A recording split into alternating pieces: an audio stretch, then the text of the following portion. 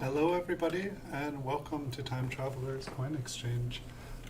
Tonight we're going to have an episode of The Coin Vault Has Opened, and it'll be episode 54. Sorry, I all of a sudden thought that my background was gone. I was like, what's going on? But welcome everybody. Tonight I'm pretty tired, but I'm going to do my best to get through 2 rolls here. I think we can zoom in just a little bit closer. See, and I'm going to turn on the light here. I was doing some PCGS videos before here. Let's see, I can probably get things looking a little bit nicer too, even with the light on. I was doing some PCGS videos here before, just trying to list some stuff up on eBay. We'll see how, maybe, I don't know, I always forget the light is on. I don't know. I think we'll go with the light here. We can see the surfaces better. If there's any errors, we'll be able to see better. But I'm still going to have to dump out these rolls. I just left out the top coin in the roll. So the rolls here tonight, one looks like a K, and the other one looks like it's a partial roll, and it doesn't have anything on it, which makes me wonder. I have no idea. Usually I put a K or an E. Something on the end, just kind of like signifying what the roll meant to me. And so this one, first one here is the one with a K on it. And so this is a pretty nice 1949p. You know, it's a lower grade mint state coin brown. Hey Logan, welcome. You know, I think I can if you give me 1 second. Okay, so coin to stare at.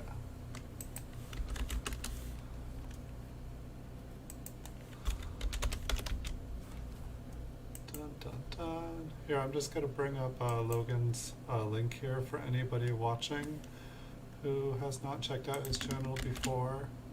I invite you to check out his channel. He's just started making videos, but he's going to be making awesome videos and lots of them in no time here. I think I got it. But people helped me out when I started streaming, and let's see if we can get them to 100 viewers tonight, 100 subscribers. That would be awesome. So here we have a 1950p. So these ones are, if you guys haven't seen the show before, pretty much I used to do a lot of roll hunting, and I used to search through 5,000 count bags of unsearched wheat cents. And these ones are basically the better coins that I found, or at least the ones I thought at the time were the better coins. Well, we'll get you a couple more, hopefully, Logan. But people will also be watching the stream later on. Like a lot of people, like I have friends who watch overseas, and they're all going to work in the morning, and so they have to catch it the next day. And then I have people that live in different time zones that like to watch too here in the US, and it's just past their bedtime. So, you know, yeah, there's only a couple people here. I'll hopefully be able to do some earlier streams, because I definitely have people asking for a whole lots of different reasons. But probably weekends will be the only day I'll be able to do earlier. It's possible that I might shift the Wednesday stream to an earlier date, or to like maybe like 7 o'clock or something. I just usually do this. You know, like 9 o'clock is usually when I don't list anything on eBay, because when I list things on eBay past 9 o'clock, nobody sees them. If it's an auction, nobody's going to be, you know, checking out an auction ending at like 10:30 at night. So I usually try to get my work done, and then if I have enough time, I do these videos because I enjoy them.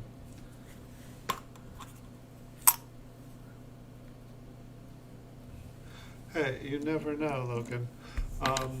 And so getting more people.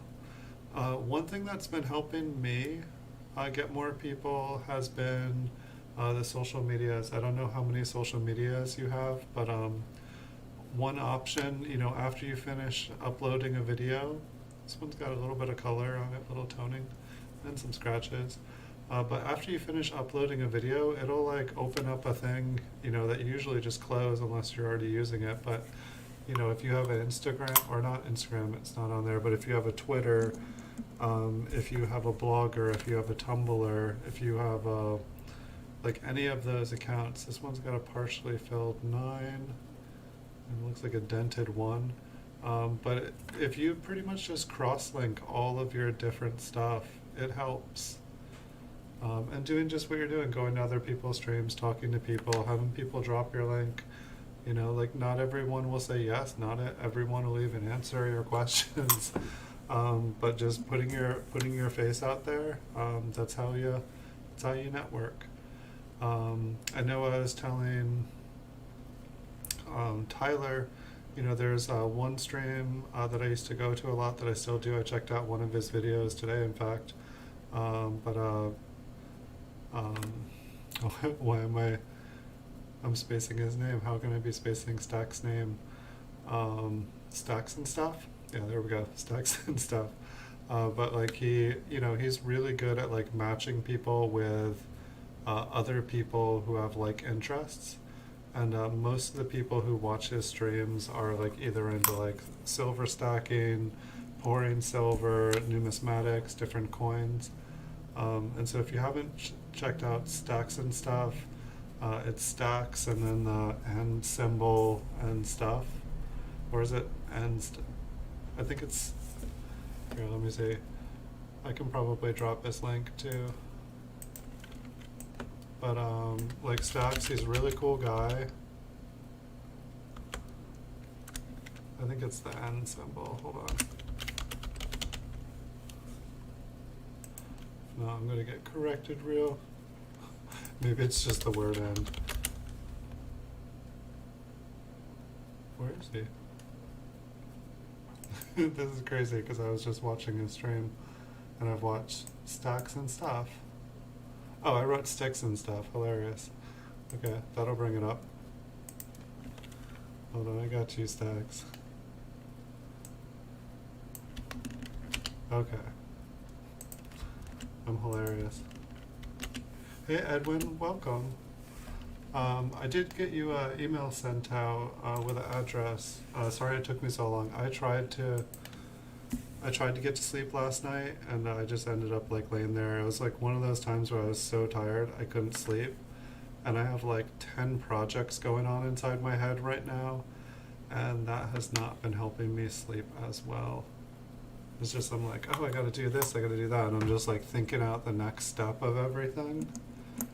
So if you guys haven't checked out Stacks and Stuff, he's like, he does like silver pouring and stuff, and like, but he's also really good at networking. Like if you guys aren't familiar with networking streams, like he's really good at helping you connect with other people in like the numismatic community. And so if that's something, if you're interested in meeting other people, and like one of the things that he is really good at is he's good at teaching you how to network and to actually like meet people and have things stick. And so it's if you can pick just that up from him, it'll serve you well. And all the people on the stream are really nice, polite people. Like nobody that I've met there, like everyone's been good to me. And I hope they feel the same about me. And yeah, no hurries. I'm just trying to, Logan's trying to grow here, and really Stacks is like, he's probably the person I would recommend to anybody who is trying to grow and kind of get to the next step on their stream. There's different networking streams that focus on different aspects. I haven't seen one that I kind of liked. There was one, and I'm trying to remember what it was. But basically, we all know what a shout out is, but basically, they critiqued your, they brought up your stream, and they brought up your channel, looked at your videos, and basically critiqued you live on the stream, and they were really intelligent. They knew what they were doing, and they would tell you all the things that were right with your stream, and they would tell you all the things that were wrong that you needed to like change right away. And so I wish I could remember. It's been probably 6 months since I've seen them, and I don't know if like YouTube's algorithms just kicked me off. But that was a really handy stream. It's like, it's like every stream brings something different to YouTube. Like it's like you can have like 100 people all doing coin roll hunting, but it's like you learn something different watching each one. That one was so cleaned. This 1949 looks kind of like our first 1949. I was watching Copper Coins Chuck show tonight, and like that 1944D double die, like it looked like someone found, or he found one of those in the roll, and he found all these RPMs. It's like I've seen like more 1944D double dies now than in a lifetime. It was just funny because I was like, oh, I just saw that same coin last night. I think Paul Hampton is the common denominator because he was on Copper Coins as well.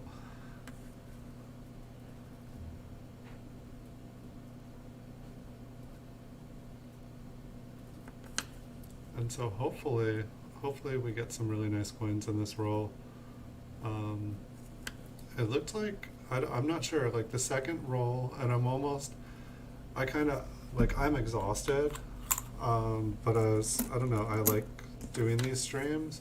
And so I grabbed 2 rolls, and one of the rolls, it looked like it was all older coins, but it's only half full. And so I was like, oh, that's okay. That's probably perfect for me tonight. I'll do, more than one, but like not quite 2.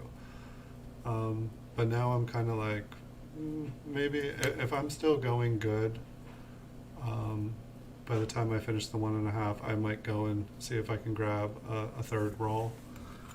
Just because like I feel like I'm going to be doing this series like long after I'm dead if I don't speed it up. It's going to be kind of hard to do it if I'm dead.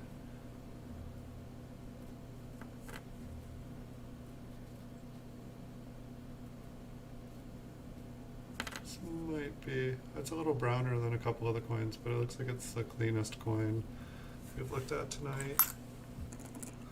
Haven't seen anything real interesting though. Like, I mean, these normally, even in the ones that like have a keep, I'm like, okay, that one looks like it's an error. Let's check it out. We haven't seen one lamination error. I think we only saw one kind of like filled, like a filled 9, which isn't even an error. I was like checking out Chuck's website, lincolncent.com, and I was like looking at, he had like an error section of all the coins that he was selling, and like pretty much all the errors were sold out. But what was cool, I gotta fix this, I can't focus. What was cool is that like you could see how much they had all just sold for. I think it was just a scratch on here.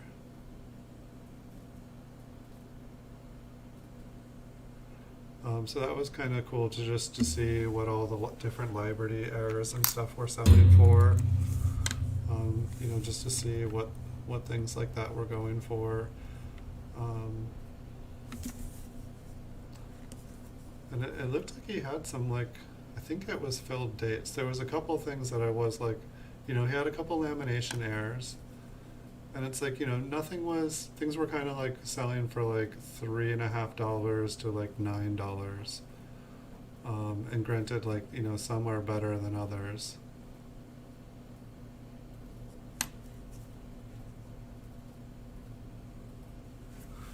I gotta straighten up the camera now. I kind of like moved it because my microscope sits in a stand, but like the part that I adjust the focus with, it can get in a place where I can't adjust it. It's like my finger won't fit in the thing to spin it.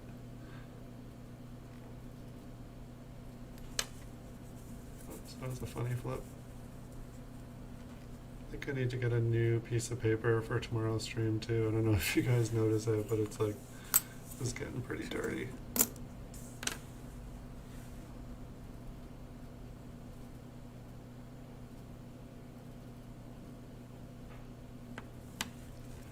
And it's definitely, to me, the most interesting thing I think about going through all these coins like 10, 20 years ago is like this here.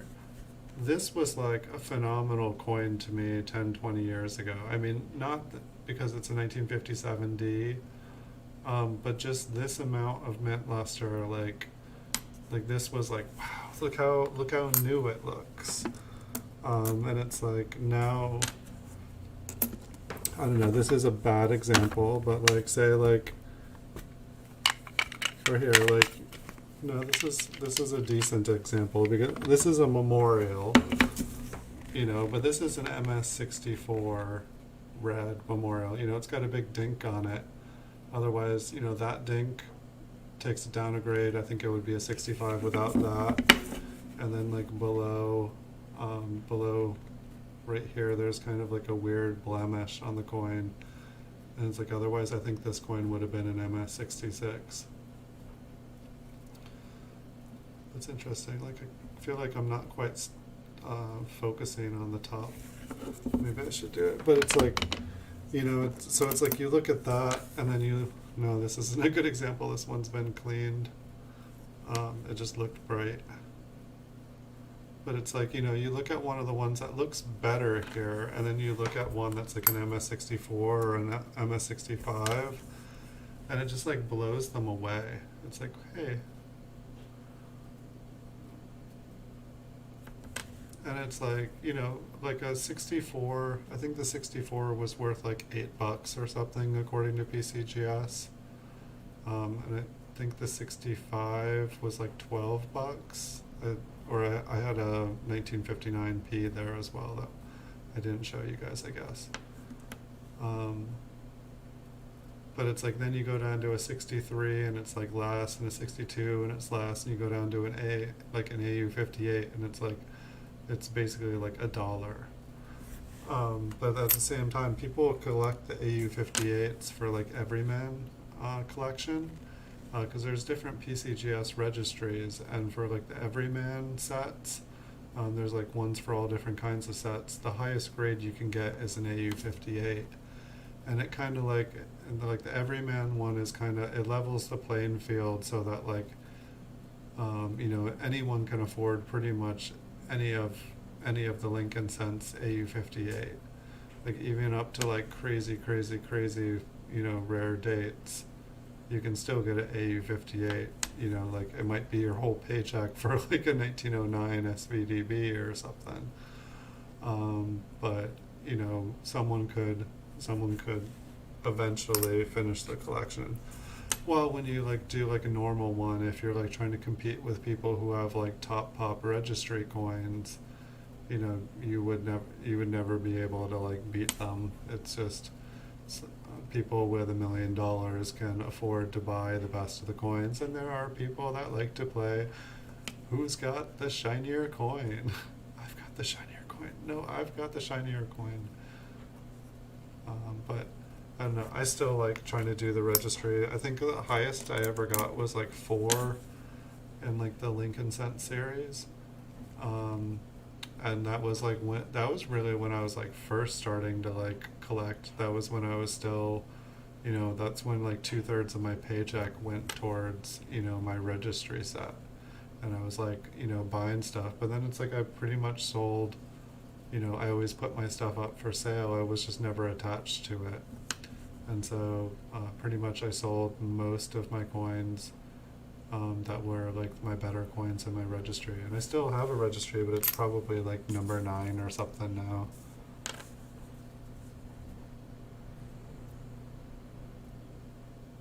So I was so happy to like finish that project of updating 4,000 pages worth of links.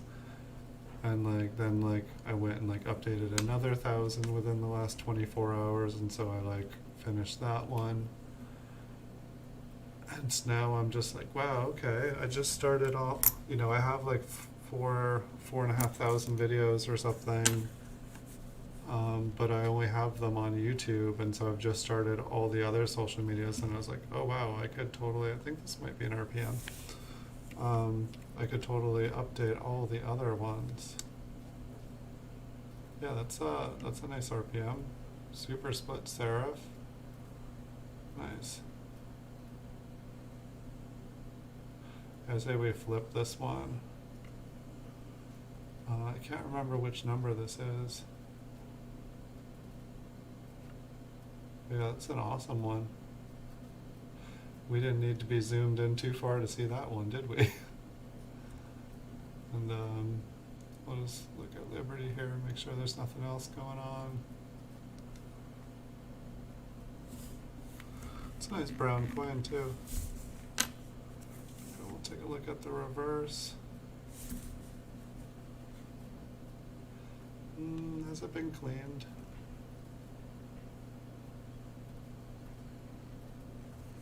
Not sure. Let me see if I can get it focused. Yeah, there we go. But yeah, it's like I could just see, you know, it kind of looked, yeah, you can totally see the split from here. You can see the line up in the top serif right there.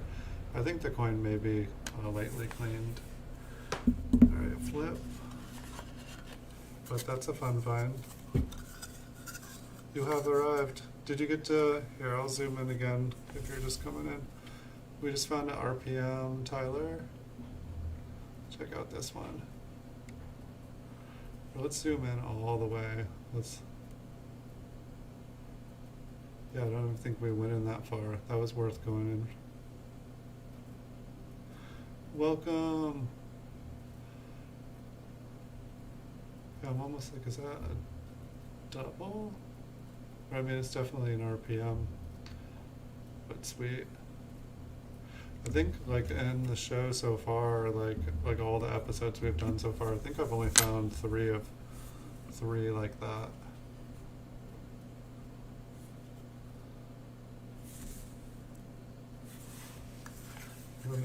There it is. I'm like, stapler, check. I don't know what kind of staplers you guys have. I have one of these stapler ones. It's like a one-touch. And granted, I've probably used this like 200,000-300,000 times. So that was a 54. Yes, that's the same one I have for the other ones. Yeah, but that one's nice because you don't have to apply your own pressure. You just go to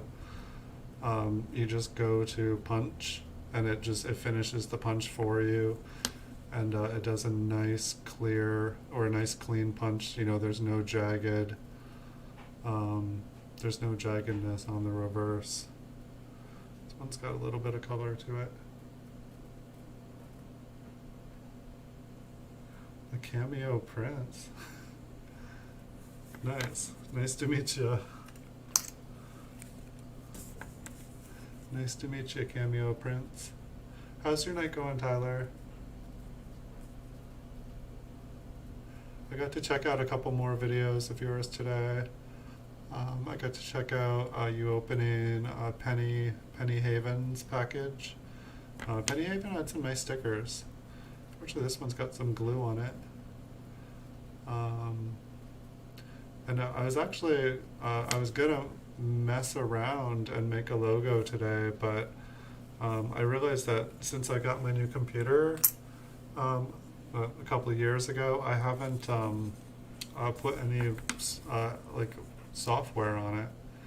And so it has software on it, and it actually had some really cool stuff. Like, I was messing with Lincoln's head, and like I was just trying to remove his head, but it kept removing his head and then just filling in everything, and it looked just like, I was like, wow, I can make like pictures of air coins that don't exist. It totally made Lincoln's head disappear and like evenly shaded in the copper so that you couldn't even tell that I had messed with it. Could have a field day with that on Etsy, like Lincolnless.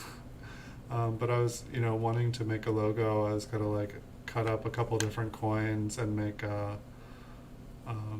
like a hybrid coin out of a bunch of different ones, and then add in some stuff to it. But it was gonna be fun. But I'm gonna have to wait till I get some more software. And then I was just thinking, with like all the like trouble, I could just probably pay someone like $5 to do it for me. There's definitely people that do stuff on a budget, and what I'm trying to do isn't that hard. I just would need to spend an hour setting up the software and getting reacquainted with it. Prince. You should get a, well, I guess you already have your logo. I was like, you should put a crown on Franklin there.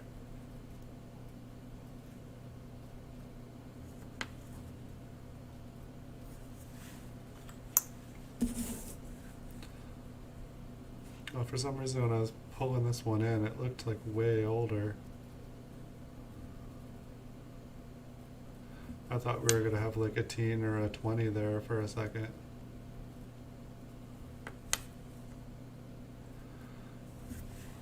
Yeah, I was like checking out other people's channels today and just trying to see like how they set up. I want to take a look at that for. Just trying to like take a look at and see how things are set up, and how just, you know, look at 10 examples of like channels that, you know, are doing really good, and just how they set things up professionally, like not trying to copy, just look for the similarities of like what like a good channel, how they present themselves and how they set things up.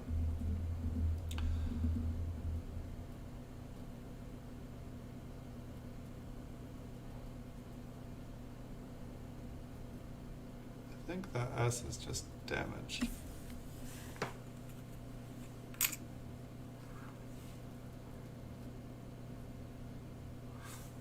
Where I'm at the beach right now. I like to set up my, I like to look at coins in nature, get real California sunshine on them.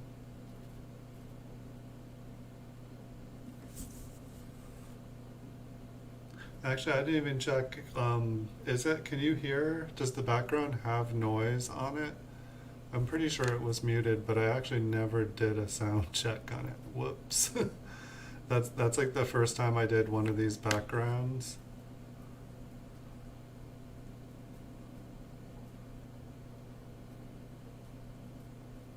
I didn't check, and it was like it was like the beach, and like the wind was like howling, and the wind was like louder than a shotgun. It was just like boom.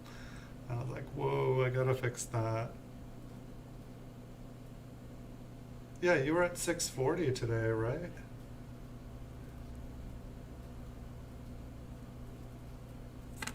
Yeah, I was impressed. You're just zooming up. The rate you're going, Tyler, you're gonna have more subscribers than I am, and like you're gonna have done it like for like a sixth of the time. It's pretty impressive. Thanks for the sound check. I don't have like an infernal racket going in the background. I didn't forget to turn my time machine off.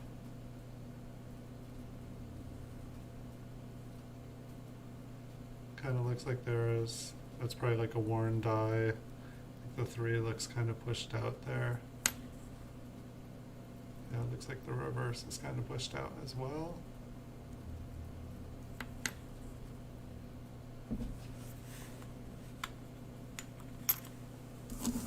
Let's bring this stock a little bit closer here. Mint mark looks super thin.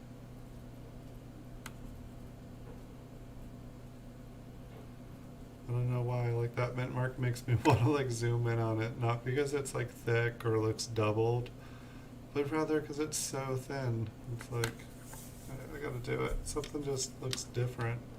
I guess it's when something looks different that I'm like, what's going on there? Different, are we? Maybe I just haven't been looking at a lot of 1952s. Just some debris. And 2 looks kind of smashed up there.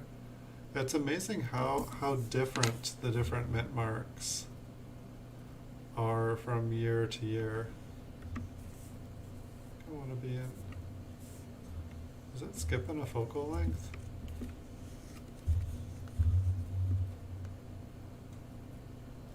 Oh well. I feel like it did.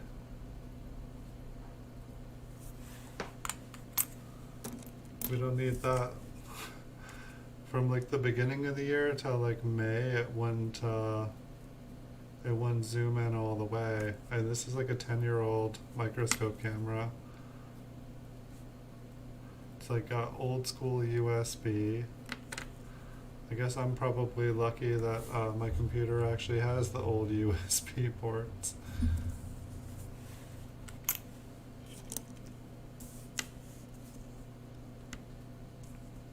Wow, this one's been cleaned.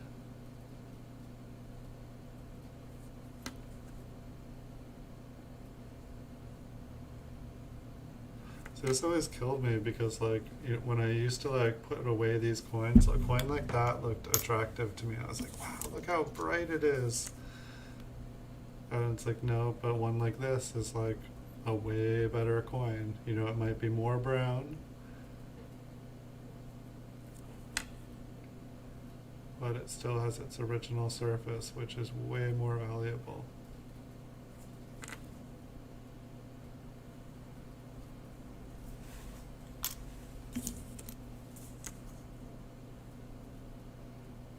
So I think this roll has all been 40s or 50s.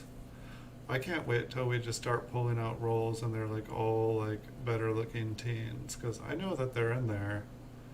But I don't feel like we've found teens, we've found 20s in these rolls, but we haven't found like just like roll after roll after roll after roll yet.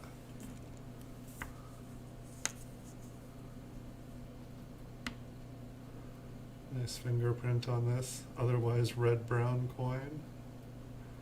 Maybe it's just brown by now. I feel like the other side was red. It's the side I saw first. It looks like it got nailed with fingerprints on both sides.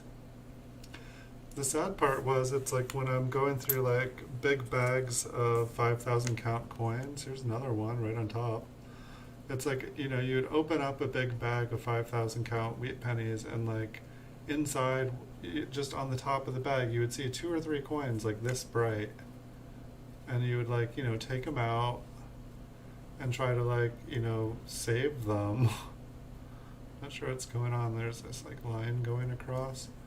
But just from being in the bag, they get all like scratched up. It's almost like, to me, it almost always seemed like the person would like basically dump in a bunch of 40s, dump in a bunch of 50s, like sprinkle in a couple teens and 20s, and then drop 1 or 2 kind of like like kind of spotted high grade coins. And it's like almost like there was like a formula to making a roll or a unsearched bag of wheat cents. You'd like throw in a couple like nice BU coins on the top. You'd maybe throw in a 1909, like a whole 1909, and then you'd like put in like maybe like 10 teens, maybe like 15 20s, and like maybe 20 30, like all common ones. And then just like, and that was it. And it, going through them all, you'd be like, oh, okay, there's one from the teens. Anything could be in here. We got one from the 20s, yeah. Oh, I got a 1909. Oh, it's really messed up.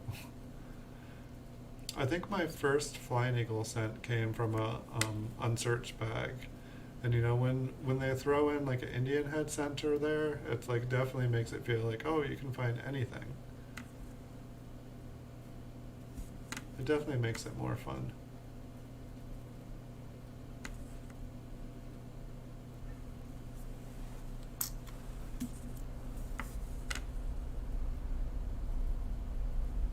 It's like I can't even imagine what, like I remember when I first was buying 5,000 count bags on eBay, like occasionally I would get a better than average bag that actually would seem like it was like mostly just random coins.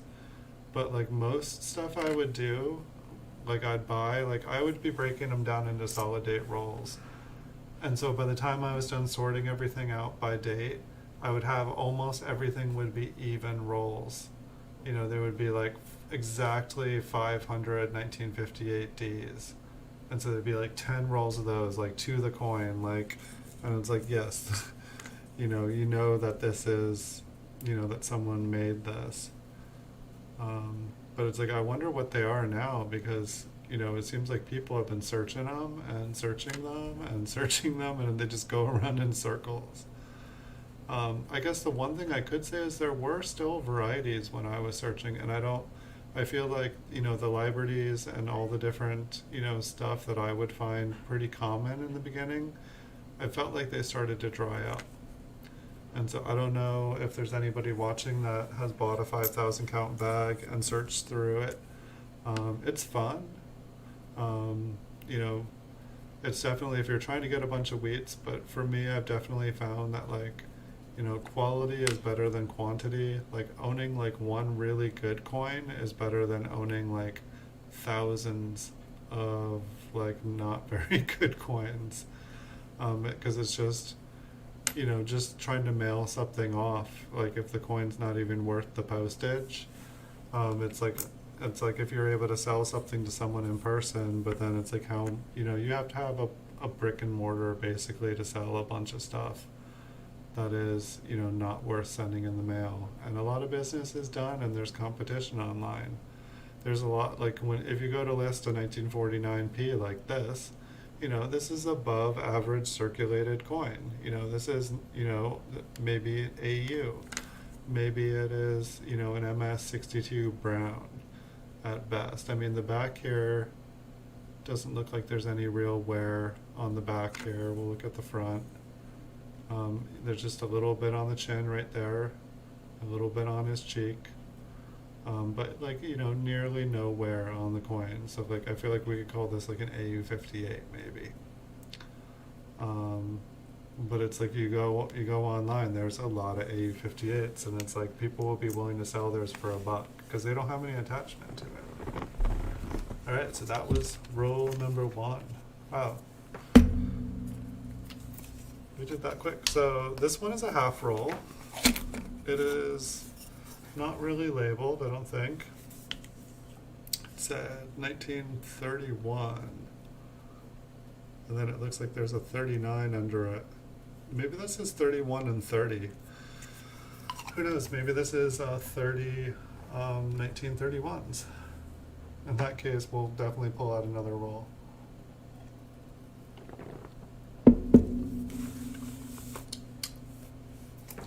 I wouldn't complain with 30 1931s. No, not a 1931. It's a circulated 1929D.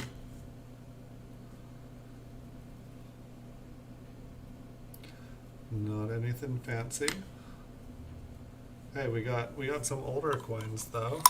I mean, that looks like it was a gradable, not a high grade. Another 29D. This one looks like it's got some environmental damage. It's got some pitting.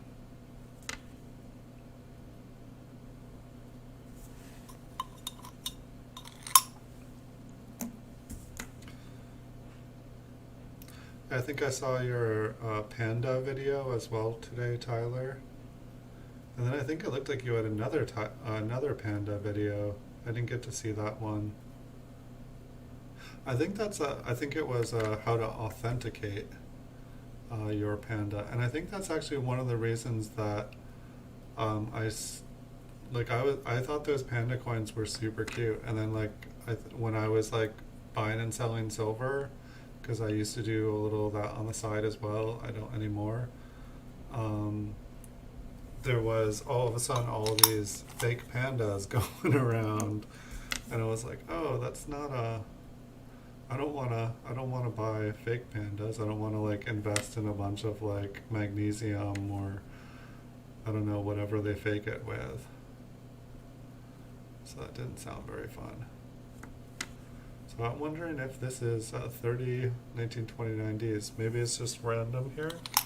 I mean, I'm looking at these, like, they're circulated. They're not the best of the bunch. They're not the worst of the bunch, though, that is for sure. I mean, everything's clear. There's no damage on them, other than, you know, there's wear, but wear and damage are two different things. That might be considered damage. And this over here, that got some pretty good wear on the reverse. Very smooth. I think that's a scrape. Almost looked kind of like some sort of lines on the coin. So yeah, I wasn't expecting to, I mean, this is basically like a half, so far this looks like a half a roll of solid date. Kind of a nice grain pattern on the reverse here. So I'll have to watch your video, Tyler, about authenticating pandas to see. I don't expect you to tell me in the middle of chat here, but if anyone watching is curious about how to authenticate their pandas, it looks like Tyler just made a video on it. Hold on, I dropped a couple of links tonight here. Let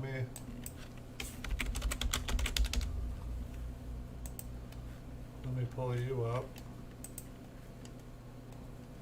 Dun, dun, dun.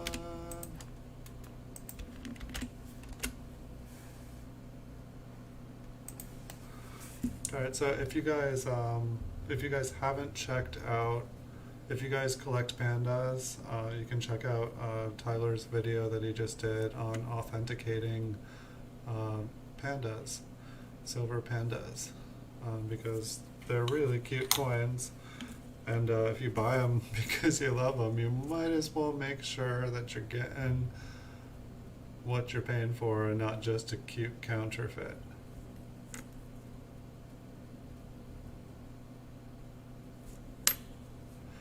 Yeah, so I will grab another roll after. We'll check out these 1929s. I haven't, it's like these, I'm just pulling like rolls out of the vault. And I thought that all the rolls in this box were kind of better than average. And this to me, I mean, stuff gets mixed in the wrong box sometimes, but to me this just looks like it is a partial solid date roll.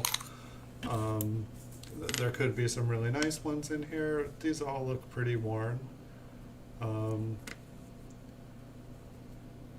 I can't tell you the story behind these ones because I honestly don't remember. Like, I used to have like a huge solid date roll collection because that was like my second iteration of my eBay store. At first, I just started to separate all of the different dates and mints.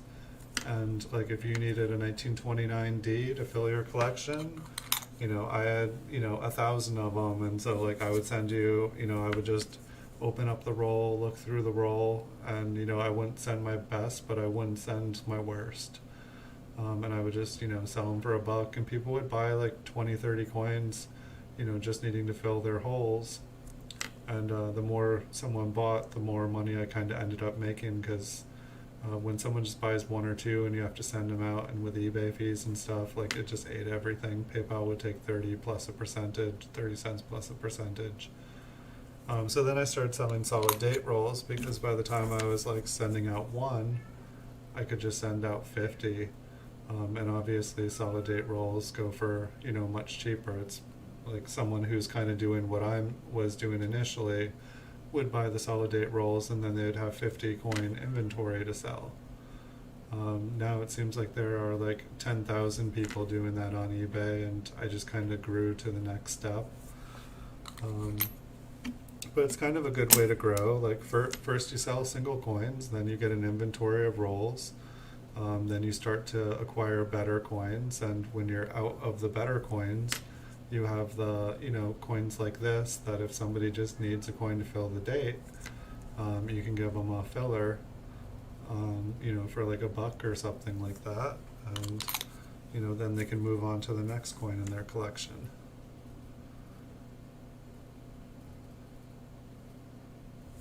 And so, yeah, I guess after pretty much doing the rolls, I simultaneously was trying to buy every Flying Eagle cent that was on the market as I sold off my roll collection. And I was also sick of moving my house and moving this roll collection. Like, it was like literally like it took forever, and I didn't like doing it. It wasn't fun. Like, I would just be like carrying bank boxes in and out from the places I was moving to, and it just was not fun. It was not fun moving 800-pound safes.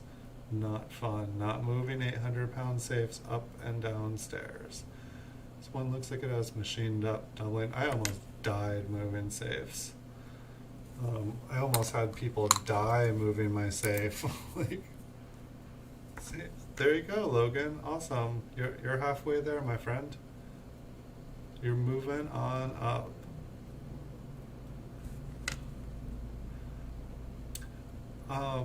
One thing I remember, you were saying that your address on your account was like an educational one, and I guess my only thought is I feel like I used to have educational, like college accounts and stuff, and I feel like once I graduated, I lost those accounts, and so I guess my only thought, because I think I was thinking about this the other day, is make sure that the account that you have, you're going to be able to keep, past your schooling. Because if it, if it disappears, I'm not sure what's going on down here, if it's a planchette flaw. We can zoom in. It could just be like a nail hole. Oh, it doesn't really appear to be damage.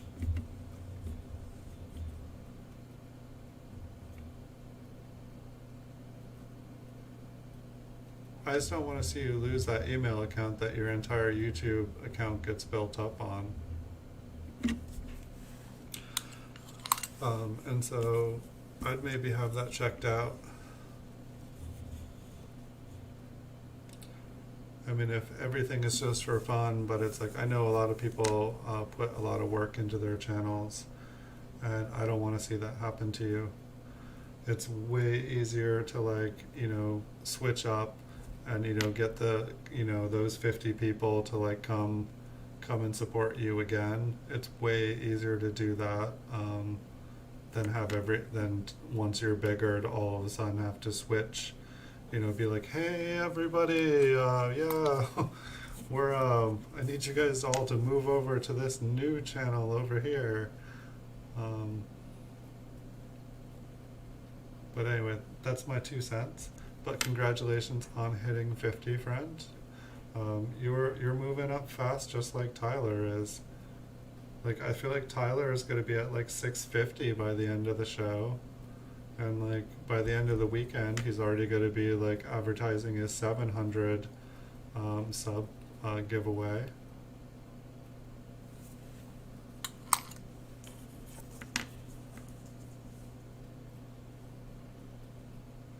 So we've got maybe 5 or 6 more of these. It does look like they were all 1929Ds, which was kind of unexpected to me. I was actually thinking when I saw the case and it said 1931-30, I was thinking that that's what it was gonna be, because there looked like there was about 30 coins in it.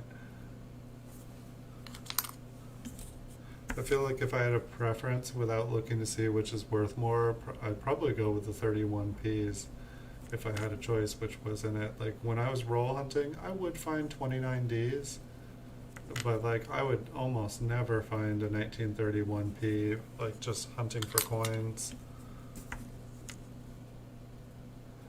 Same with the 32 and 33, just never found them.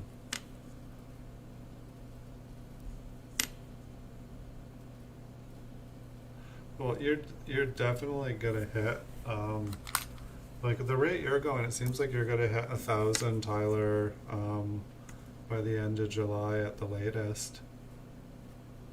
I mean, I almost wanna say 2 weeks, because it seems like once you get in the groove of it,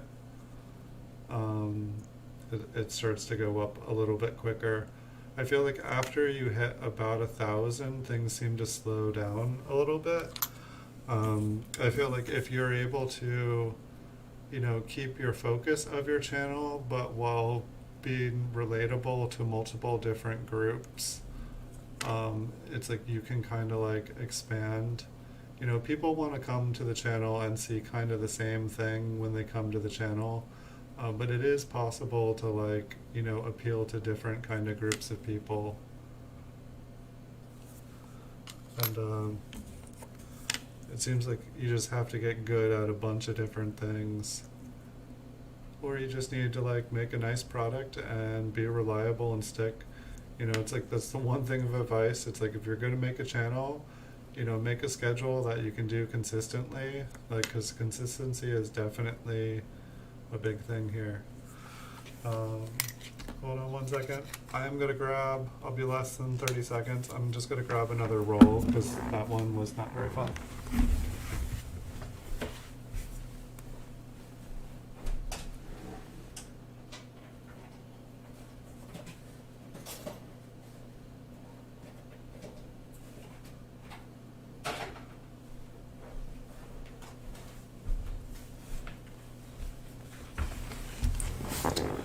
Awesome. I'll have to pick that up tomorrow. There's a roll down.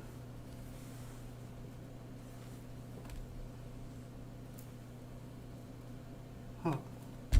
Yeah, these I'm wondering if I'm reaching in the wrong box. I've just been going. This one says 3040. That would be nice. I'd be down with a roll of 3040s, but I don't think we're going to get another solid date roll. Nope. Alright, so we've got a 1957p to start off with. Decent AU coin. Oh, maybe there's some corrosion in God. God is corroded.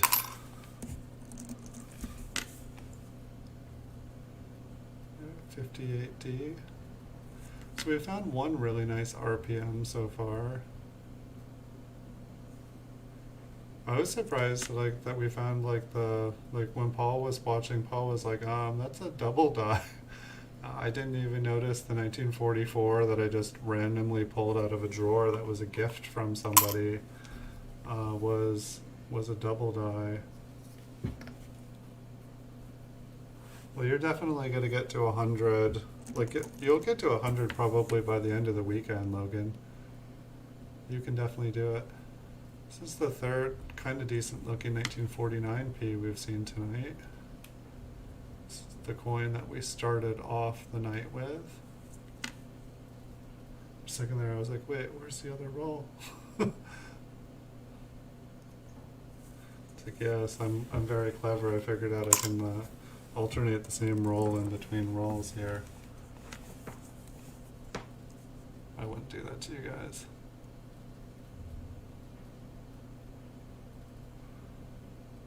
Oh, that 6 looks a little thicker. I feel like everything looks a little thicker. I'm just going to put that aside for 1 second. Look at another one. Maybe not, but that one also looks a little thick. Wow, we did the other one was, woo, something just fell. Things are falling tonight here. I've got a roll of coins to pick up tomorrow. It just like fell inside the box, but like the box is really, really, really, really heavy. I'd probably have to empty some of the box to be able to like kind of clean everything up. That one kind of looks like, oh, what's going on with that? I think it just got dented.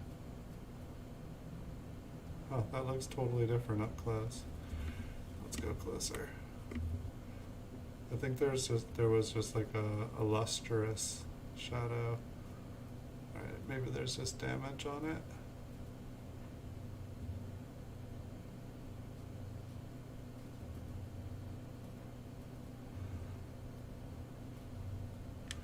That one's funny looking.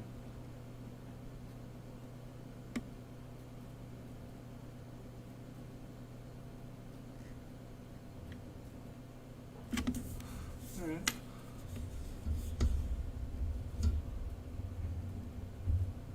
Well, we gotta look if we're gonna find anything.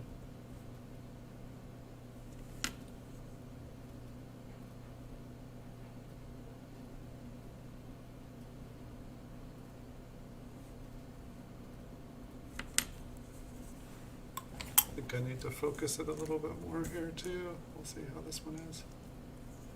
Oh, I should have I'm not sure if it's better to do that with my finger or if it is to blow it. Or I should probably get it off there so I don't do it to the next coin. I should probably just leave it alone. Yeah, I need to focus this. I'm like angling the coin just to be able to see it. Alright, there we go.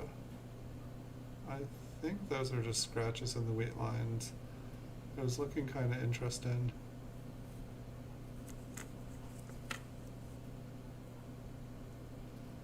Some rim damage there on the bottom. I think I used to collect a lot of coins with rim damage because I remember finding cuts much more often. I feel like I've only seen like 2 or 3 cuts in all the rolls we've gone through on this show so far. And unless like I went through the coins and like made like a cud roll, that would be cool. I'd like to open up a roll of cuds. This one's got some nice luster on it. It's starting to tone a little bit. It kind of looks like a purpley blue when I look down on it. My camera really does not. It's I'd like to say the coins aren't photogenic, but like the coins I look down and they are. But my camera just does not like to take pictures of them. It's like a magic camera. Like if you guys need someone to take pictures of your tone coins and make them look normal, I got your camera. It'll like make it disappear, and then sometimes when a coin has no toning, it'll like make it look toned, which is even worse. I'd rather have something good not show than like something good not be there. Or be there when it's not. And it's like I sell coins on eBay. I try to make things look as accurate as I can, and that's one of the reasons I make videos of all my coins that I sell on eBay. It's just, you know, like you just can't tell. You know, it's like you can like make a coin, all the problems in a coin disappear from a certain angle. It's like I could probably do an angle somehow where, I don't know, it's like, look, there's no spot. But yeah, making videos, I've been trying to be able to like make coins. I want to get like a 3D scanner or something where I can just pop a coin in a little device and it'll take like a 3D scan, and then you can like basically just like flip the coin around and like look at it from all different angles, like, you know, have a program that can like show artificial, like put artificial lighting on it inside, like I don't know, just like a little holographic cube thing, like little thing where you can go into virtual reality and pick it up afterwards, like scan it into like a virtual world.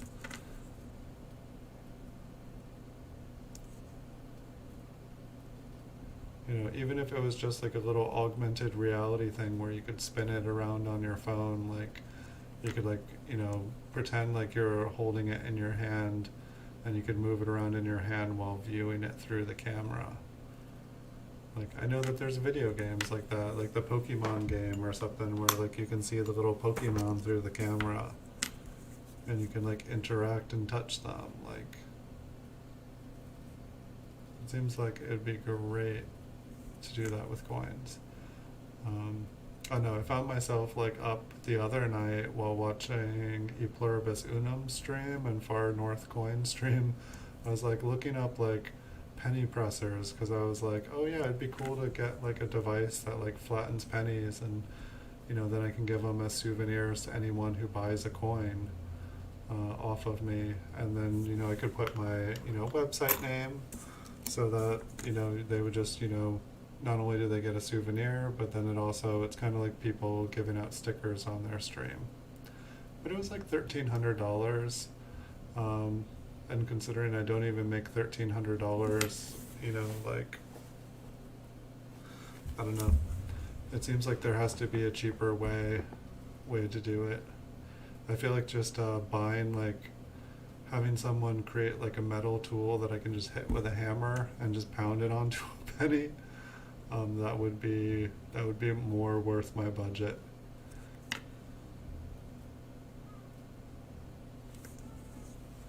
I might look into that.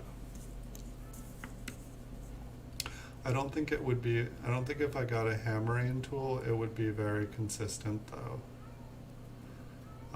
Like I think there is something about the penny press, like how, you know, you twist a wheel or a crank or something like that, and then it like just basically runs all these gears that apply a ton of pressure, like consistently. I feel like when you strike a coin with like, if you put like a screwdriver on it and like hammered it, it would probably like kind of like bounce back, which could be some trouble. Like I think that I would get like some really, I think I'd mess up a whole bunch of pennies before I actually made one that was kind of cool looking. But I could try. I also wonder how many times you could stamp a coin before like a tool would get just worn down or break. I mean, it's like you see people try to like, you know, put a hole in a coin, and it's like it's like, it seems like more people that try to put a hole in a coin fail than actually like get a nice clean hole. Like when I see an old coin with a clean hole going through it, especially like a really nice fine little hole, like I'm impressed. Like I'm not, it's like there's a part of me that wants to be bummed, like why did you put this hole in this coin? But when I see a really nicely done hole, you know, really well lined up, I have a little bit of respect for that. Because I don't, you know, it's like you might be like, oh, I'm going to put a hole in a coin, but I don't, I think that it's harder than it looks. You know, I think that there are, you know, different precision tools that you can use that probably makes it easier. But if like you're just trying to like novicely put a hole through, I think it's more difficult than most people would assume it is.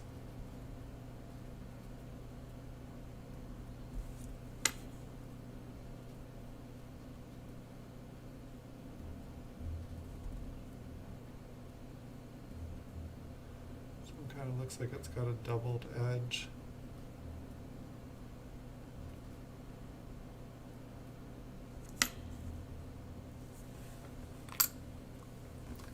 More water.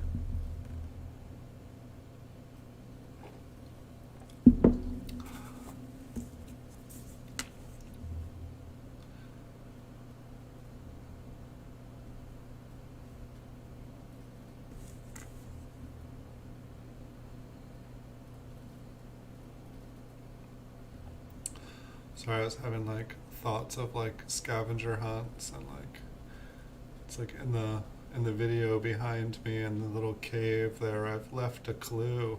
So now it's up to you guys to go and find that cave in the real world. Uh, and the answers to one of my scavenger hunts is in that cave. So if you guys want to go in that cave, um, there you go. There's the hint you were asking for, Logan. You wanted a hint for one of the scavenger hunts. Go look in that cave. The hint's in the cave. No, but I gotta figure out something to do, like, cause I thought the scavenger hunts were gonna be fun for y'all, and apparently they're too hard.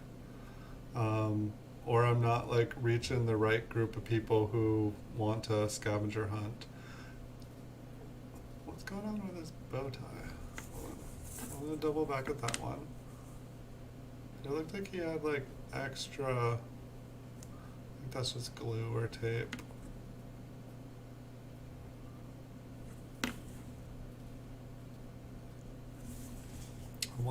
I know that it's just tape, but there almost looks like there's an extra piece of metal in there.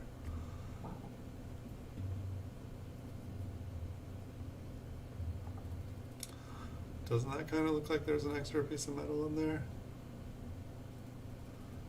It's just tape, we all know it. What would that even be? Wait, I can probably zoom in one more. See if it has like a tape-like surface.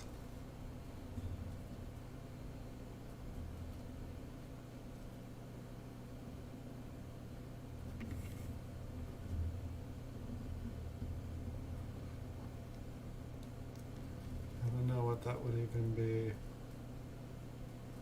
But it totally does look like there's like another piece of metal, like metal sticking up in that. Alright, but this one here, maybe it's just tape off of the other one there next to each other. This one here, like Lincoln looked like he had a cool bow tie. Like, what's that?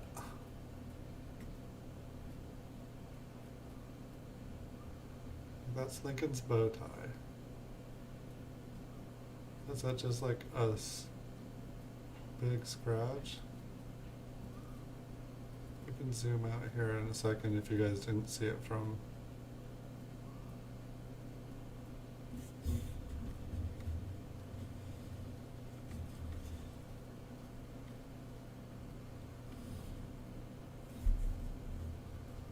Like, that looks cool, right? Almost looks like it was like re-engraved like through the bow tie.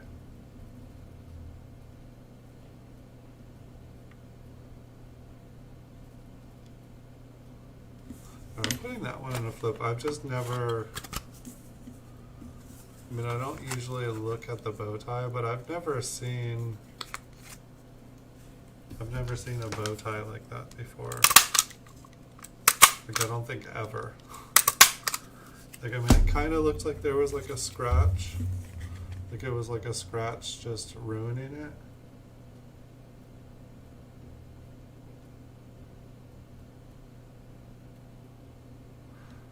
That sounds pretty good. What do you think of, Jeff, what do you think of this bow tie here? I mean, am I making something out of nothing?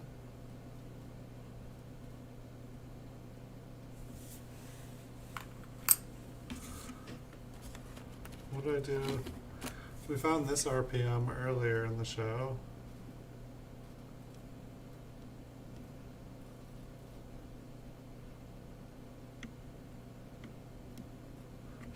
You left the slab in water for 3 months?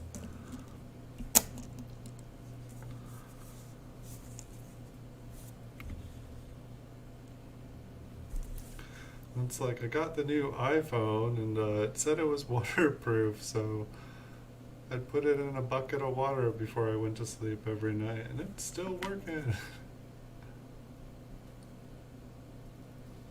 Does it say water resistant on it, or does it say waterproof? I mean, I guess they're supposed to be like sonically sealed.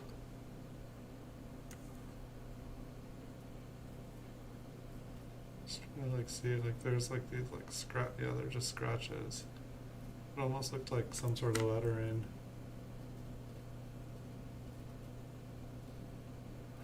There's a couple coins that I would like to get, just, to have Gold Shield, just because I love the coins, not because I think that they're worth money. But that's one of the things about putting a coin in a slab too, like, it's like right now when they're raw, when they're in a flip, or they're cellos, I can like check them out up close. I can zoom in for the second focal length. But once they're in the slab, I can't focus that second focal length. My camera just won't do it. It drives me nuts. Like, it just hits the plastic.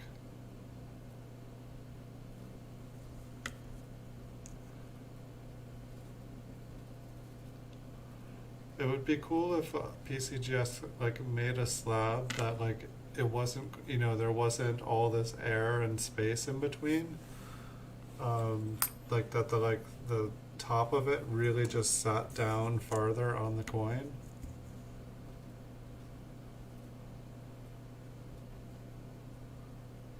It almost seems like the less that's in the coin, it would be better. Like, there would just be less environment inside it.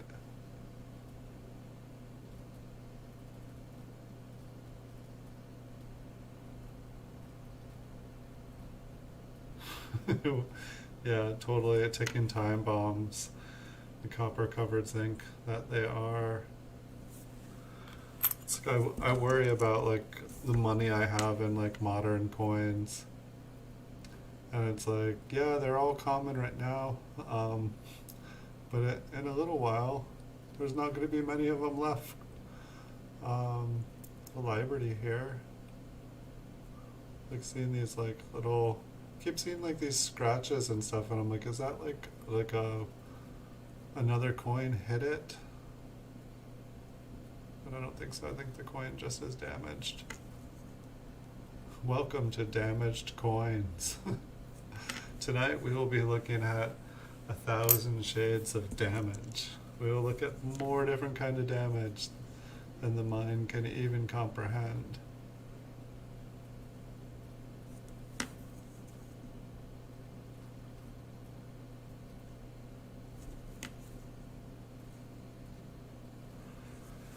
I mean, it's just amazing like how many things can happen to a coin.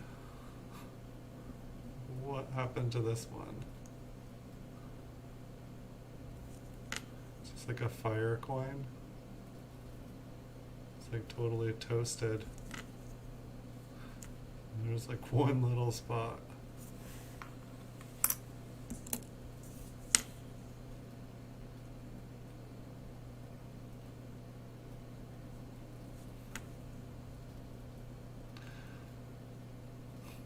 It's funny, like it's like I talk about like, you know, the unsearched. I don't know which one I'd rather do. Like if I was to like search coins on the channel here, I don't know if I would rather buy unsearched wheat cent bags, which I know I'm not going to find anything good in, or if I'd, but at the same time I'd be, you know, looking through lots of wheat cents. Like I could probably find varieties and stuff in them. Or I could like do, you know, bank boxes. But then at the same time, I'm really not wanting to. I haven't even tested the banks to see if the banks have coins here. And it's like I have not been trying to get change at the stores when I go out. You know, it's like I go to the grocery store like once a month right now because the pandemic's going on. But it's like I would like to get boxes of pennies, just for the fun of it. But it's like I don't know which one would be more fun to do on the stream. Like if I was to do a stream of like bank ones, I'd probably send them all through my Rydale first, because it'll separate all the copper coins from all the zinc coins, and then I would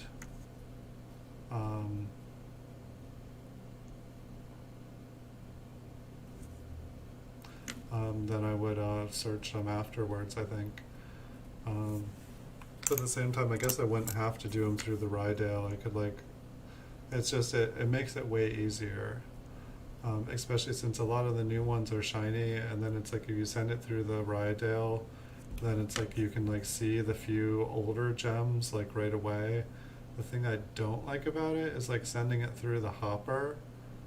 It's like I feel like, and then having them dump out into a pile, I feel like if there is a nice high grade coin in there, I'm gonna kill it.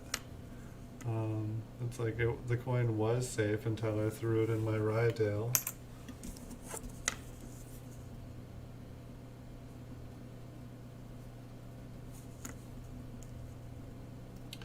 The dilemmas.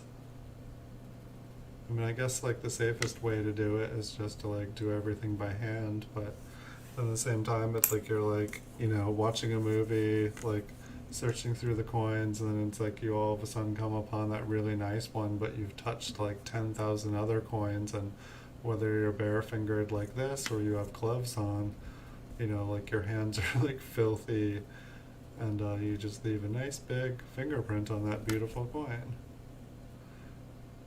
But this is one of the reasons that nice coins are worth money, because like all these things don't happen to them, and they miraculously make it through this gauntlet of which we call a coin life unscathed.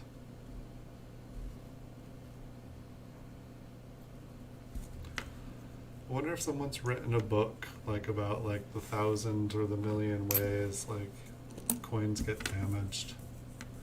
You know, instead of like it being like an error book and like these ones are worth money, it could be like a book like these ones are not worth money.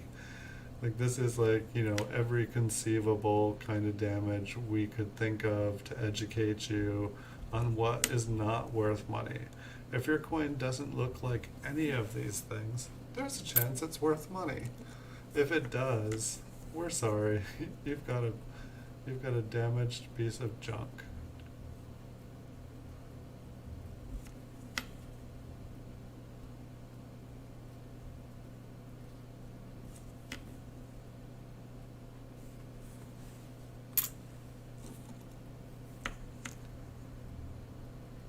Partially filled 9.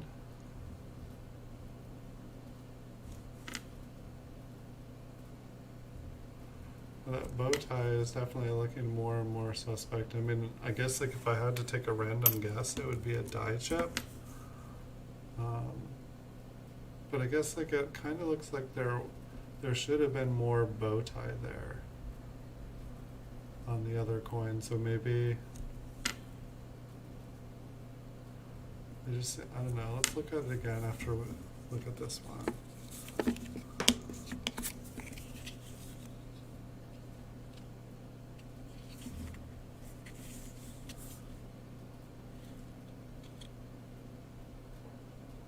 Maybe it's just a scratch. I can't get a good angle in the flip.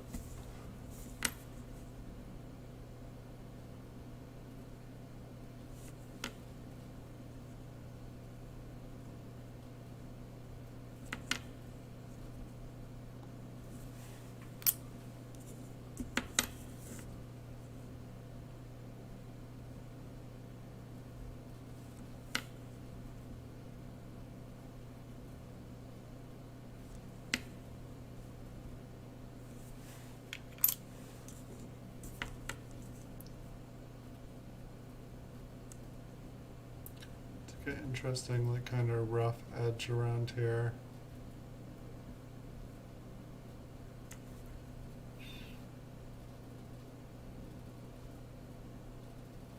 I don't know what to call this one. That 4 looks kind of cool. Let's take a look at the reverse. So it's kind of got that roughness around the reverse as well.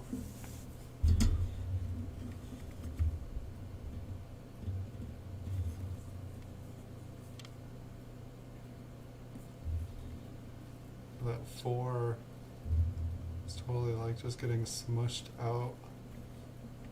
It's going closer. Just the fact that we could even see what was going on that close. Oh, look at that 4. It's just like melting to the side.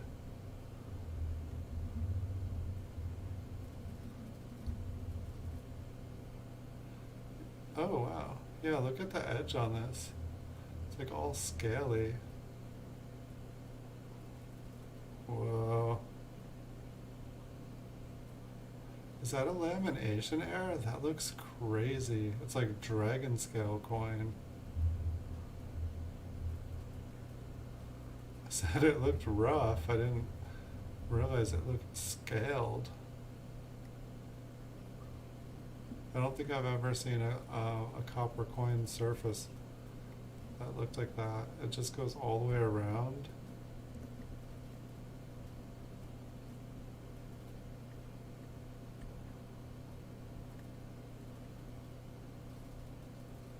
I think it was on the reverse as well. Well, it looks like it doesn't quite go. Almost does. What's the focus doing here?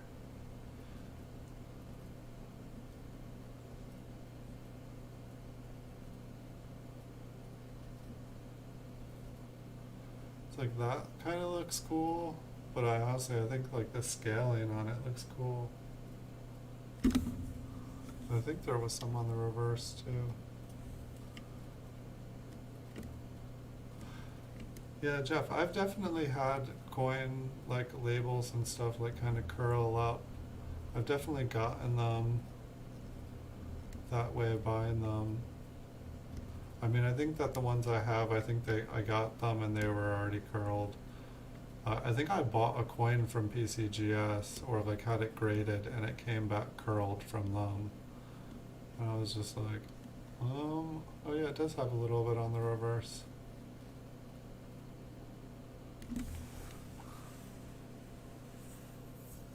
I'm flipping that one. I've never seen, it's like, some of these coins are kind of like the first times I've ever seen something on a coin. It's like if it was, and I don't know, it's like, yeah, there's like a million weird things. I've just never seen copper surface that looks like that. Alright. Dragon scale. Dragon scale rim.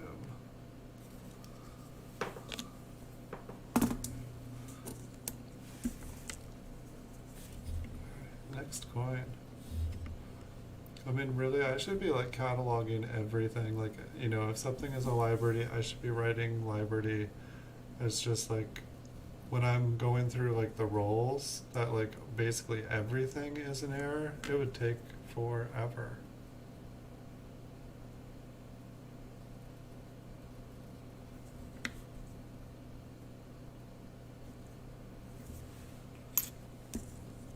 Guess I'd have longer streams. But it doesn't seem like it's not a problem with like streaming. I could like stream all night, every night. I have enough coins. It's just I only have so much time, and I've been having less and less sleep. Like I think I've had like 3.5, 4 hour long sleeps, like in a row, which used to be just fine.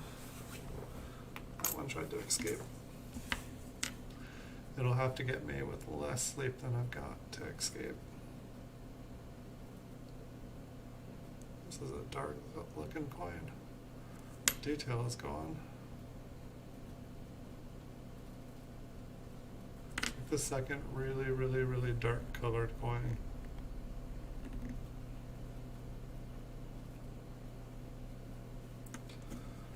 Like it kind of almost has like the color in person. It kind of looks like coal looking down on it.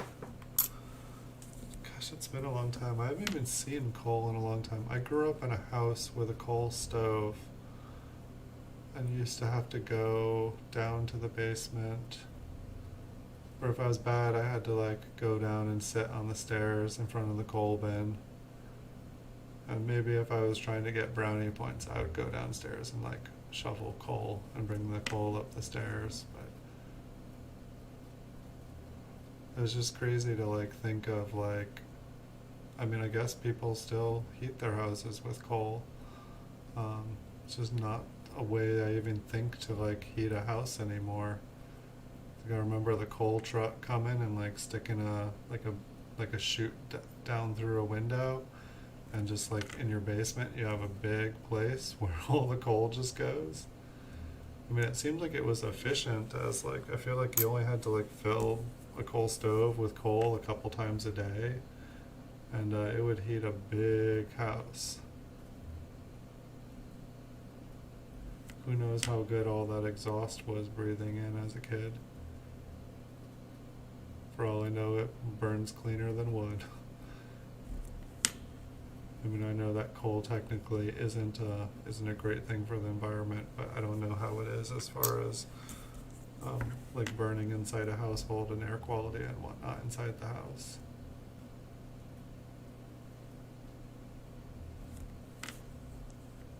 Seems like there was a lot less ashes to clean up.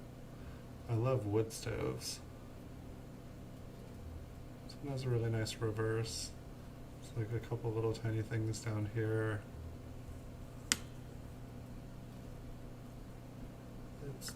It's just a 1953 D, I say though. Has this one been cleaned, or is it nice? Partial filled 9. I think this one's been cleaned. Yeah, looking down on it, it's just like too sparkly.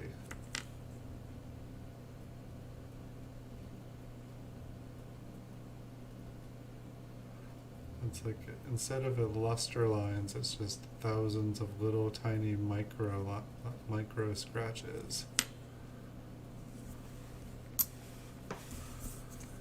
What was this one? I put it to the side for something. Maybe as a comparison. Alright, does anyone want to see another roll? I have enough time if you guys want to see another roll. We did get to do 2.5 tonight, which is more than we normally do.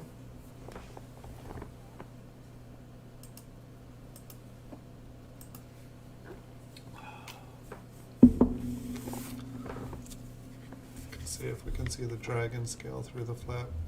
If somebody says they want another roll, I will go another roll. It doesn't look like that much from that far away, but I feel like when we go in close,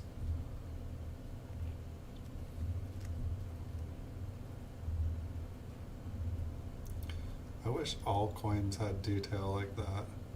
Like, I want a coin that is just scaled like that. I think it would be really cool.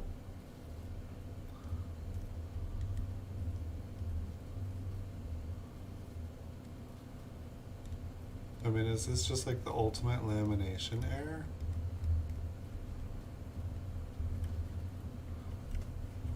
I guess the other thing that I'm trying to think, it's like I have a couple things I'm wanting to sell on my eBay store. Like, I have like some old graded baseball cards, and I have like some boxes, like booster boxes of Magic the Gathering. And I was wanting to make videos to sell them all, so I was thinking about just popping them on my channel as like a random kind of different thing to look at. And I didn't know if anyone had any opinions, if you guys like logged in and saw me streaming, and I guess it's up to me, but if there was any interest, I have like a stack of graded Red Sox baseball cards from like, I think like the 60s and early 70s. Some like Carlius Grimsky and like Johnny,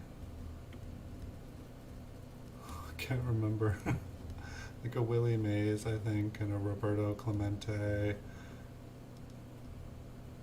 and a Johnny Bench rookie card, I think. There were some cool coins.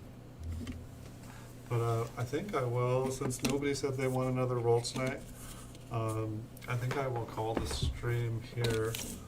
And I do not believe I'm having a stream tomorrow.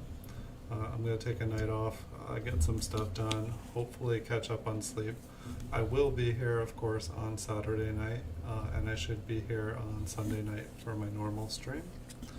Or I'm sorry, for a bonus stream. I believe I will be doing a Sunday night bonus, but I'll definitely be here tomorrow for one. So I'll look forward to seeing you guys all for that. Who knows, maybe I'll surprise you guys and have a stream tomorrow night as well. But I believe I'm going to take the night off just because I have not been getting almost any sleep. And I like to be caffeinated for my streams, but it's been totally biting me. Nice seeing you, Jeff. Nice seeing you, Logan. Nice seeing you, Tyler. Nice seeing you, Edwin. Thank you guys all for joining me tonight, and thank you everyone else out there watching. Wish you guys good nights, and yeah, I'll see you all in the future. Thank you so much for watching.